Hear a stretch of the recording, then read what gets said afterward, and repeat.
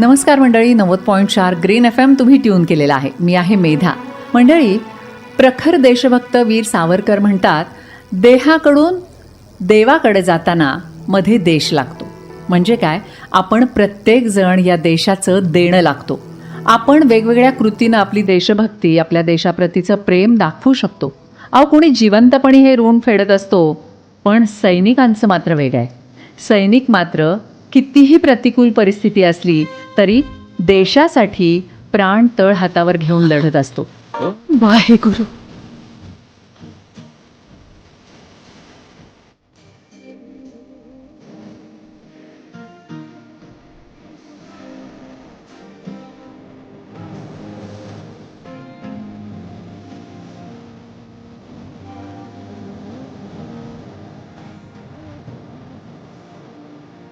लढता लढता आपल्याला वीरगती प्राप्त होणार आहे हे देखील त्यांना माहिती असतं, पण त्याला ते अजिबात घाबरत नाहीत.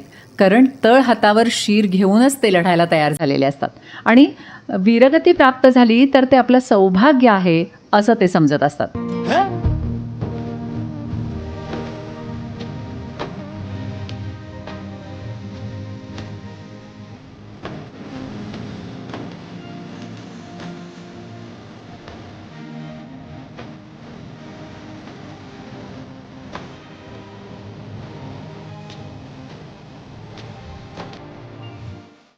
पण मंडळी, असं वीरमरण अवघ्या 21व्या वर्षी येणं, आपल्या देशासाठी बलिदान देणं, हे सैनिकाच्या दृष्टीनं कितीही योग्य असलं ना, तरी त्याच्या घरच्यांसाठी तो एक अनपेक्षित क्षण असतो. देशासाठी बलिदान दिलं म्हणून आनंद, पण आपली जवळची व्यक्ती कायमची आपल्याला सोडून गेली म्हणून दुःख, अशा दोन भावना घेऊन ही घरची मंडळी आपलं आयुष्य जगत असतात. मंडळी, 1962 सालची गोष्ट आहे.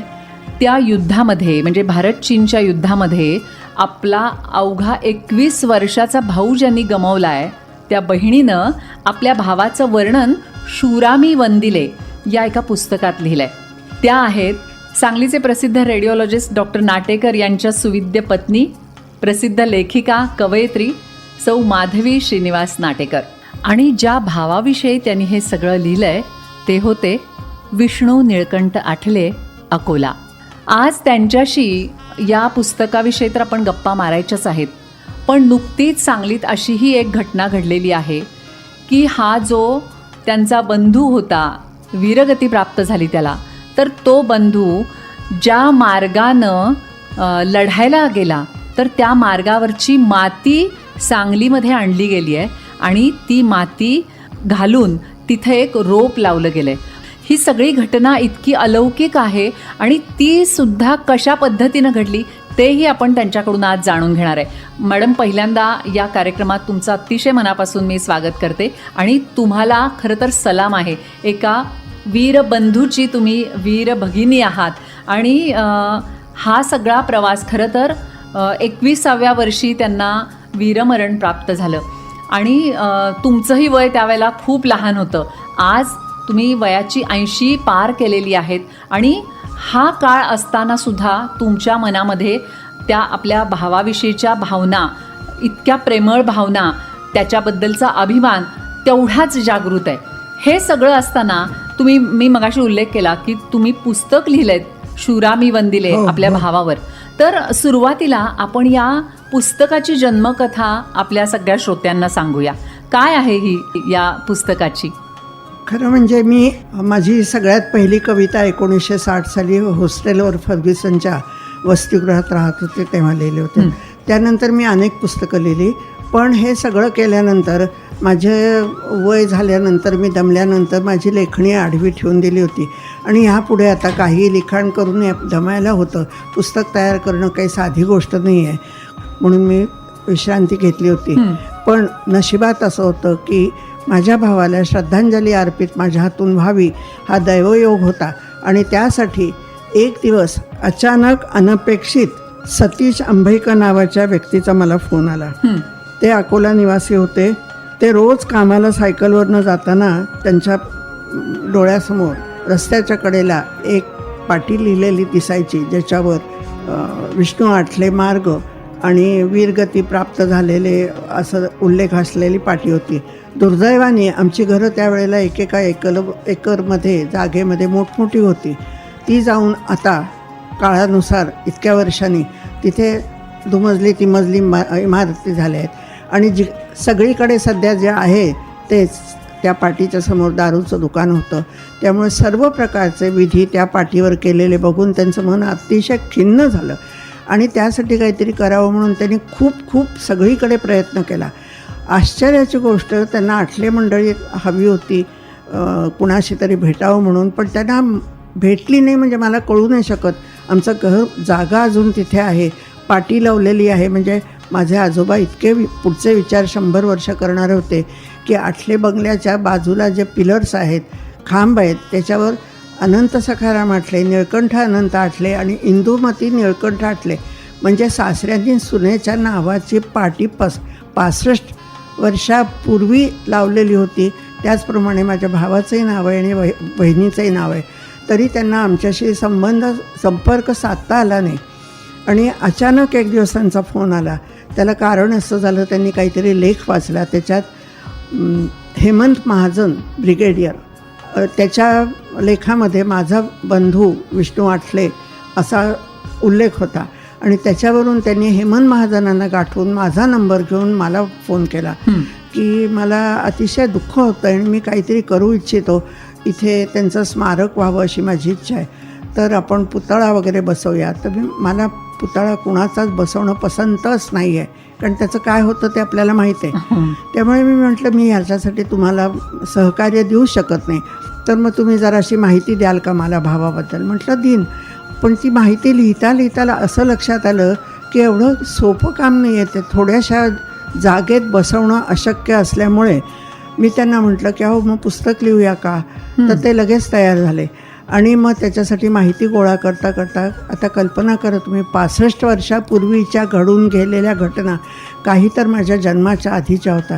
कारण आमच्या घरातले 13 जण सैनिक झालेले आहेत आणि अत्युच्च पदापासून सर्व पदं ब्रिगेडियर, कर्नल, मेजर जनरल असं भूषवलेली लोक आहेत.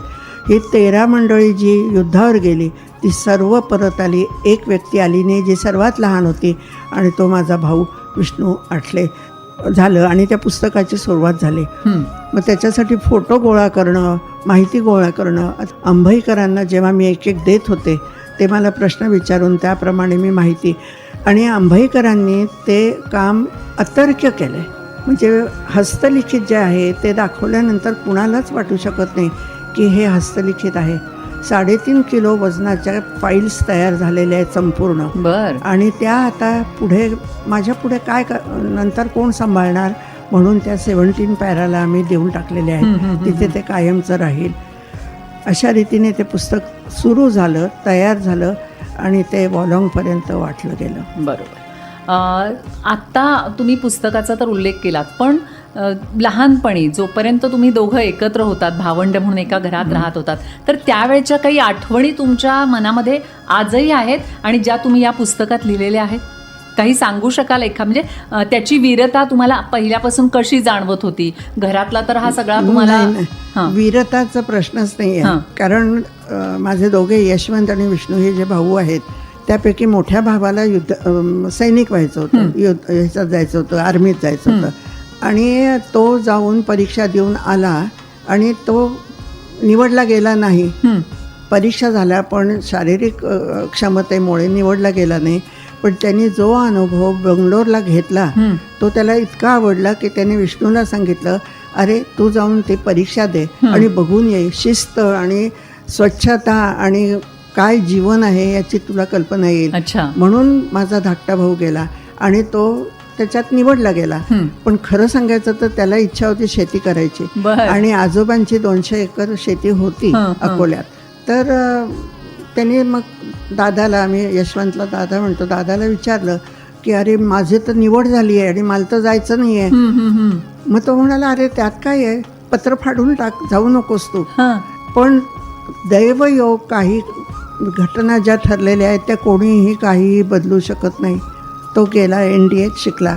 नंतर पुढे शिकत त्याचं ह्या 17 पॅरामधली जी माणसं असतात ती संपूर्ण तिन्ही आपल्याकडच्या सैन्य दलातले सर्वोत्कृष्ट जे असतात त्यांचीच निवड केली जाते. अच्छा. आणि ती अतिशय कमी माणसं निवडली जातात. तर त्याच्यामध्ये विष्णूची निवड झाली. बरोबर. म्हणजे तुमच्या आठले कुटुंबासाठी तो एक खूप मानाचाही भाग होता की त्या 17 पॅरामध्ये निवड होणे, आपल्या घरातल्या एका मुलाची निवड पण झाली आहे. ह्या सगळ्याचा हां. खरं सांगायचं तर अर्थ आम्हाला तेव्हा माहीत होता का माहीत नाही. या पुस्तकाच्या निमित्ताने लोक वेगवेगळी भेटली. आता जे काय बोलतायत सांगतायत त्याच्यावरनं कळतंय की 17 पॅरा म्हणजे किती अभिमानाची एक शाखा आहे आणि ती काय रीतीने किती कमालीचं काम करते ह्याची जाणीव खरं सांगायचं तर मला फार उशिरा आता ह्या वयाला 75 नंतरच व्हायला लागलेली आहे. बरोबर. आता तुम्ही आपण म्हणलं की 62 साली हे जे युद्ध सुरू झालं तर त्यावेळेला काय परिस्थिती होती? तुम्ही या पुस्तकात त्याचं वर्णन केलेलं आहे बहुतेक. काय सांगाल?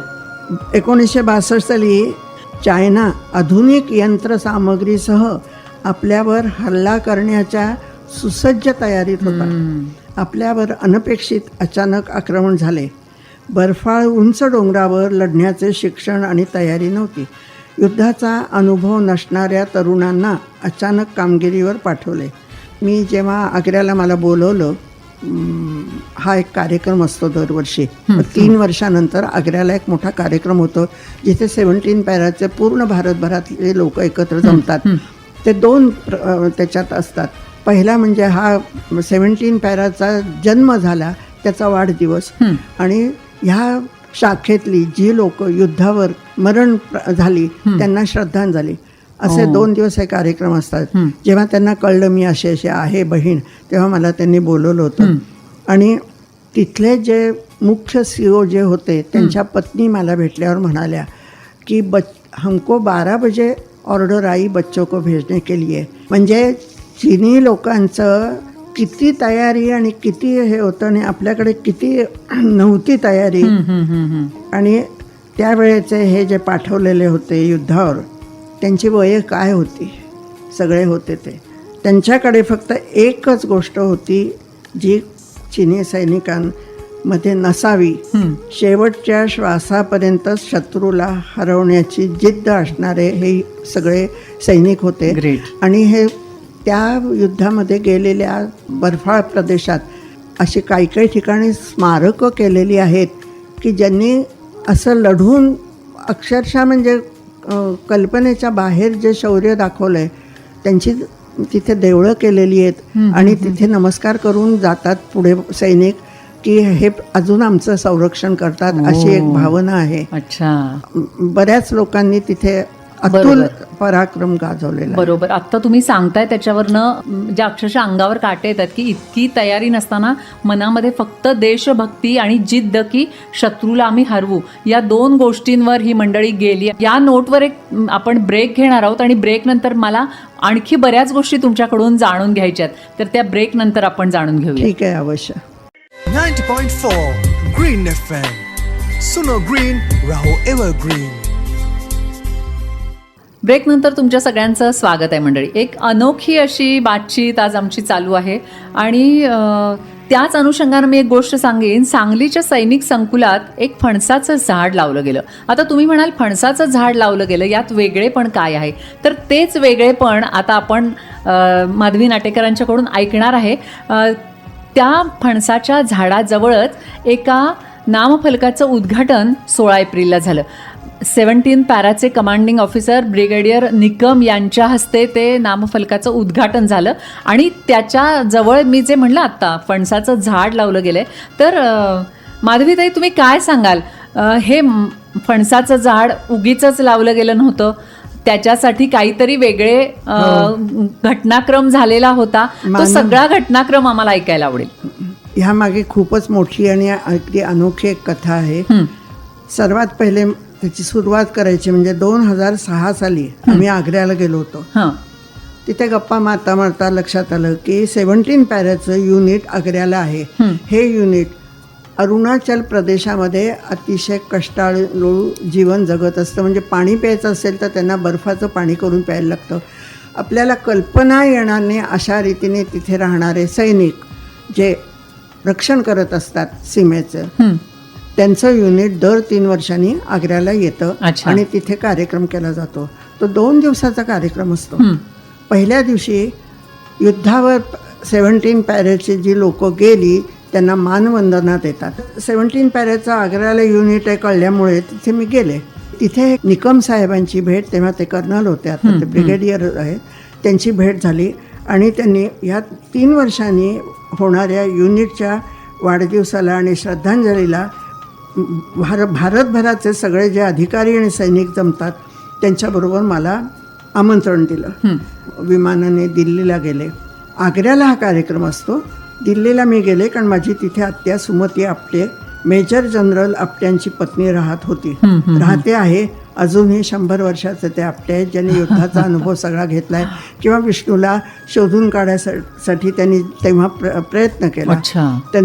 त्यांनी तेव्हा सांगितलं होतं की यादी येते गेलेल्या सैनिकांची आणि जखमी सैनिकांची तुकडी येते, ती आली रे आली की हे रात्री जाऊन ती पूर्ण यादीत आपलं नाव आहे का बघत असत. ते अजून जिवंत आहेत आणि त्यांच्या म्हणजे माझ्या आत्याबरोबर तसं मला माहिती नव्हती आणि ती त्यात सगळ्या कल्चरमध्ये परिचित होती म्हणून मी तिच्याबरोबर गेले. तर तेव्हा विष्णूबरोबरचे एक जण तिथे आलेले होते जे भयंकर यातना सहन करून युद्धकैदी झालेले सुटून आले होते आणि मला तिथे सांगितलं होतं त्यांनी की आता मी असे आहेत, आता नाव आठवत नाही मला, त्यांची ओळख तुम्हाला करून देईन पण लक्षात ठेवा ते काही बोलत नाहीत, काही नाही, त्यांना कळत नाही काही. तर मी अशी बसले होते तोपर्यंत एक गृहस्थ हळूहळू पुढे माझ्याकडे चालत आले आणि अर्थातच मी उठून उभे राहिल्यावर ते समोर येऊन उभे राहिले आणि त्यांनी दोन्ही माझे हात त्यांच्या हातात धरले आणि ते माझ्या डोळ्यात बघत उभे राहिले. ते काहीही बोलले नाही पण नजरेतून त्यांनी एका क्षणात मला संपूर्ण हृदयस्पर्शी भावना व्यक्त केल्या आणि कहाणी सांगितली. दुसरी व्यक्ती त्याच वेळेला भेटली म्हणजे एक हवालदार जे युद्धावर विष्णूबरोबर होते, ते जिवंत आले होते. त्या हवालदारांनी मला सांगितलं, साहब की आखिरी ऑर्डर थी गन से गोला फेंकने की, जहाँ वो खुद खड़े थे. वहाँ पर 400 चाइनीज सैनिक थे और उनका सब एम्यूनेशन रखा हुआ था. बाद में हमने देखा वो पूरी टेकडी जल रही थी. त्यांनी ते सांगितलं की टेकड्या जळत होत्या आणि आम्ही ते बघत होतो. असं बलिदान दिलेला हा तरुण मुलगा जिद्दीने, ज्याचं काहीच नव्हतं. खरंच त्या भावना तुमच्या पुन्हा प्रकर्षानं वर येत आहेत, हे सगळं बरोबर आहे. पण मी तुम्हाला मगाशी म्हणलं तसं की जे आपण इथे सांगलीच्या सैनिक संकुलात जे झाड लावलं, तर त्याबद्दल तुमची एक आठवण मला ऐकायची किंवा तेव्हा तो प्रसंग काय आहे तो पण ऐकायचा आहे. बोलण्याच्या ओघामुळे मी काहीतरी बोलायला गेले आणि आता माझं 82 वय म्हणजे तुम्ही समजू शकाल. तर त्या झाडाचा जन्म असा झाला की 17 पॅराच्या लोकांचं इतक्या वर्षानंतर 62 वर्षानंतर वॉलॉंगमध्ये स्मारक केलं. आत्तापर्यंत कुणीच कुणाची जाणीवच ह्या लोकांची ह्या 62च्या युद्धातल्या योद्ध्यांच्या बद्दल अतिशय दुर्लक्ष केलेलं आहे आणि त्या अंभईकरांनी फार तीव्रतेने सांगितलं की ज्यांना वीरचक्र परमवीरचक्र मिळायला हवं त्या मुलांकडे दुर्लक्ष, त्यांची नावच नोंदणी केली नव्हती. आता स्मारकांवर नावं आहेत. तर तिथे ते स्मारक आहे त्याच्यासाठी मला बहीण म्हणून बोलवणार. आता 2 विमानं बदलून इतक्या लांब अरुणाचलातला भारतातला पूर्वेकडचा सगळ्यात वरचा टोकाचा भाग जिथे मी जाणं शक्यच नव्हतं. त्यामुळे मग मी माझ्या मुलाला विचारलं, अरे तू तर त्याला शक्य नव्हतं म्हणून जावयांना विचारलं, संजीव मंडपे लगेच जाईन म्हणाला. पण त्यांनी ते खरोखर मनावर घेतलं होतं आणि माझी मुलगी अपरा मंडपे, संजीव मंडपे आणि त्यांनी आग्रह करून माझा भाचा आठले, श्रीरंग आठले असे 3 जण वॉलॉंगला गेले आणि तिथलं तर सगळं त्यांना मिळालेला मान आणि हे तर खूपच. तर 2 गोष्टी त्यांनी आणल्या. एक माझ्या मुलीने सुचवलं की तुम्ही 2 जण जा, ज्या टेकडीवर मामाने आपला जीव ठेवला तिथे तुम्ही जाऊन या. तर ती नदी पार करून टेकडी चढून ते 2 जण गेले आणि मुलीच्या सांगण्यावरून तिथनं माती आणली. बर. तर ती माती माझ्या घरात होती त्याचं काहीतरी करावं ही मला इच्छा झाली. अच्छा. आणि इथे वलवाडकर यांचा जो परिचय झाला होता त्यांना मी विचारलं, म्हटलं अहो हे एक झाड लावूया का, काहीतरी करूया का. तर त्या संकुलात त्यांनी एक खूप छान जागा दिली. आणि काय अपेक्षा आहे तुमची, तर म्हटलं आंब्याचं झाड लावूया, म्हणजे आंबे सगळ्या मुलांना पुढे खायला मिळतात. तर ते म्हणाले नाही ती झाडं आहेत, फणसाचं चालेल का. तर आज मला हे बोलताना सुचतंय की खरोखर फणसाचं झाड म्हणजे तो फणस जो असतो तसंच एक व्यक्तिमत्व असावं का. म्हणजे ते किती योग्य झालं झाड लावणं, बाहेरनं काटे आणि आतून न कळणारा गोडवा किंवा दुसऱ्याला सुख खाण्यात देणं वगैरे. तर ते फणसाचं झाड जे लावलं ते 4 मार्चला लावलं 2024 साली माझ्या भावाच्या जन्मदिवशी. पण त्याला योग्य मान देण्याचं काम ह्या वलवाडकर साहेब आणि चौदार साहेबांनी केलं. आणि त्याच्यासाठी अतिशय मोठा त्यांनी कार्यक्रम ठरवला. मला जेव्हा फोन आला तेव्हा मी अगदी म्हणजे हादरूनच गेले खरं सांगायचं. अहो एवढं मोठं काही करायला कुठे जाताय तुम्ही, माझी अपेक्षा नाही, सगळे म्हणतील मी तुम्हाला कामाला लावलं. तर म्हणाले नाही नाही, मानाची गोष्ट अशी आहे, पूर्ण सांगली जिल्ह्यात असा कार्यक्रम झाला नाही आहे, 17 पॅराला सुद्धा झाला नाही आहे. आणि त्या मातीबरोबर आणखीन एक गोष्ट मिळाली होती, एक मानचिन्ह आहे अतिशय सुंदर, लाकडी चमकत्या पॉलिशच्या मध्ये सैनिकांच्या प्रतिमा आणि लिहिलेलं. अच्छा. आता ते सुद्धा मी घरात ठेवून पुढच्या पिढीला ज्यांनी माहीतच नाही, व्यक्ती बघितली नाही मामाला, त्यांना काय हे, आणि त्यांची पुढची पिढी तर परदेशातच जाते. बरोबर. त्यामुळे ते कुठेतरी द्यावं. तर मी नुसतं वलवाडकर साहेबांना फोन करून सांगितलं की तुमचं ऑफिस आहे तिथे काचेच्या पेट्या बघितल्या आहेत मी, त्यात आपण हे ठेवून देऊया, माझ्या घरापेक्षा इथे 10 लोक बघते. तर ते म्हणे नाही ही इतकी मोठी मानाची गोष्ट आहे की आम्ही त्याच्यासाठी कार्यक्रम करू इच्छितो. खूप लोक आली होती आणि तो कार्यक्रम झालेला आहे. त्यामुळे त्या झाडाचा जन्म आणि त्याच्या पुढे दुपारी कलेक्टर ऑफिसमध्ये झालेला तो कार्यक्रम मानचिन्ह प्रदानाचा झाला. बरोबर. ते मानचिन्ह नेमकं मग कुणाच्या अखत्यारीत दिलं तुम्ही की जेणेकरून ते स्फूर्तीस्थान म्हणून काम करेल? आता ते मानचिन्ह 17 पॅराच्या ऑफिसमध्ये जाईल. मी जेव्हा गेले होते 2006 साली, त्यानंतर आम्हाला दरवर्षी बोलवणं यायचं. तर मला स्वाभाविकच वाटलं माझ्या यजमानांनाही बघायला मिळू दे म्हणून पुढच्या ह्याला आम्ही गेलो होतो 3 वर्षानंतर. तर तिथे गेल्यानंतर ते खर्च आपल्यासाठी करतात, गाडी पाठवून नेणं आणणं वगैरे, ते आम्हाला काही बरोबर वाटत नाही. सरकारने आमच्यासाठी खर्च करावा म्हणून आम्ही नंतर रद्द केलं. पण तेव्हा जाताना सुद्धा माझ्या भावाचा कुणी काढला होता माहीत नाही, पेंटिंग केलं होतं. अच्छा. तर ते पेंटिंग आणि शिवरामी वंदिले हे पुस्तक त्यावेळेस दिलं होतं. तर आता जे आले होते CO, अगदी खरं तरुणच मुलगाच म्हणायचा, इतकं कर्तृत्व केलेले, इतक्या लहान वयाची ही लोक असतात. तर त्यांना ती भगवद्गीतेची प्रत दिली आणि मानचिन्ह दिलं. तर ते सगळ्या गोष्टी ते आता आग्र्याच्या ऑफिसमध्ये एक स्मृती म्हणून ते जपून ठेवत असतात. फार मानाने ते सगळ्या गोष्टी जपतात या गेलेल्या लोकांच्या. बरोबर. म्हणजे हे सगळं ऐकल्यावर लक्षात येतं की जो तुमचा भाऊ ज्यानं देशासाठी वीरमरण पत्करलं, त्याचं जे हे वीरमरण आलेलं आहे किंवा वीरगती प्राप्त झालेली आहे, तर त्याची एक आठवण म्हणून तुमच्याजवळ ज्या काही गोष्टी होत्या तुम्ही त्या खूप वेगळ्या पद्धतीनं योग्य ठिकाणी त्या पोहोचवल्यात असं म्हणायला हरकत नाही. नक्कीच नक्कीच.